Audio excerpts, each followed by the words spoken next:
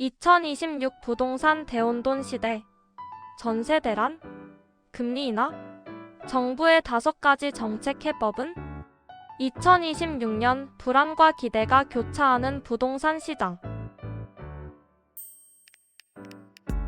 여러분 안녕하십니까? 2026년 새해를 맞이한 대한민국 부동산 시장은 그 어느 때보다 복잡한 변수들로 가득합니다. 대혼돈이라는 표현이 과언이 아닐 정도로 불안한 전망과 희망적인 기대가 끊임없이 교차하고 있습니다.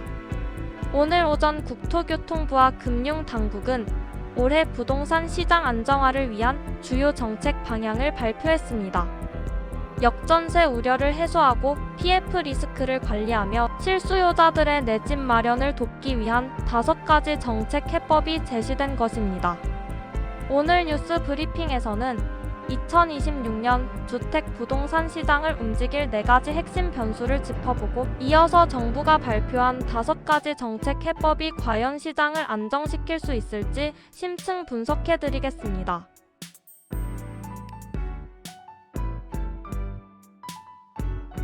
첫 번째 변수, 다시 고개 드는 전세 대란, 역전세 공포의 그림자. 첫 번째 변수는 바로 전세 시장입니다.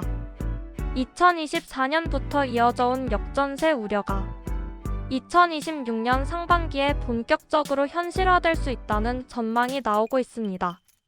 오늘 오전 한국부동산원 발표에 따르면 수도권 일부 지역에서 전세 매물 증가세가 심상치 않다고 합니다. 지난 2년간 매매가 하락과 맞물려 갭 투자로 들어왔던 물건들의 전세 계약 만기가 올해 집중되어 있습니다. 특히 빌라와 오피스텔 같은 비아파트 시장에서는 보증금 미반환 사고가 계속되고 있어 세입자들의 불안감이 극에 달하고 있습니다. 전세가율이 매매가를 역전하는 깡통전세 위험이 여전히 존재하며 전세 수요 위축과 맞물려 집주인의 보증금 반환 부담은 더욱 커지고 있습니다.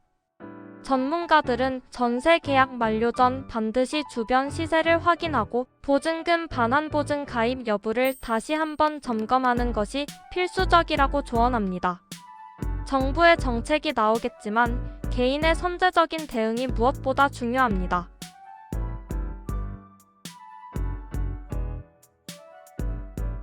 두 번째 변수, 금리 인하 기대감 vs PF 부실 현실화, 한국은행의 딜레마. 두 번째 변수는 금리입니다. 미국 연준의 금리 인하 시기가 가시화되면서 한국은행도 올해 하반기에는 금리를 내릴 것이라는 기대감이 커지고 있습니다. 금리 인하는 대출 부담을 줄여 부동산 시장에 긍정적인 영향을 미칠 수 있습니다. 하지만 이면에는 부동산 PF 부실이라는 거대한 그림자가 드리워져 있습니다. 오늘 오전 금융감독원 발표에 따르면 중소건설사를 중심으로 부도 위기에 처한 사업장이 늘고 있다고 합니다. 이는 연쇄적으로 금융권 부실로 이어질 수 있는 심각한 문제입니다. 한국은행은 금리를 내리면 물가 상승 압력이 커지고 유지하면 PF 부실이 심화되는 진퇴양난의 상황에 직면해 있습니다. 오늘 한국은행 총재는 데이터 기반의 신중한 결정을 내릴 것이라며 시장의 섣부른 금리 인하 기대를 경계했습니다. 2026년 부동산 시장의 향방은 한국은행의 금리 결정에 따라 크게 달라질 것입니다.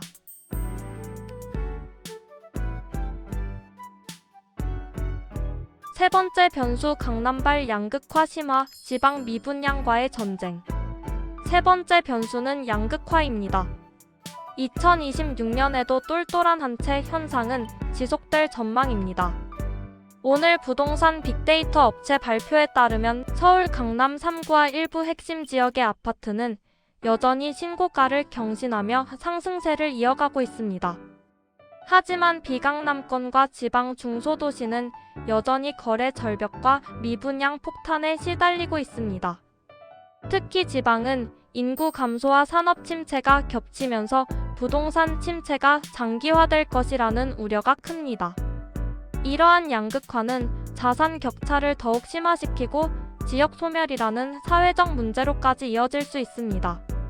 정부는 이 거대한 양극화의 흐름을 막을 수 있을까요?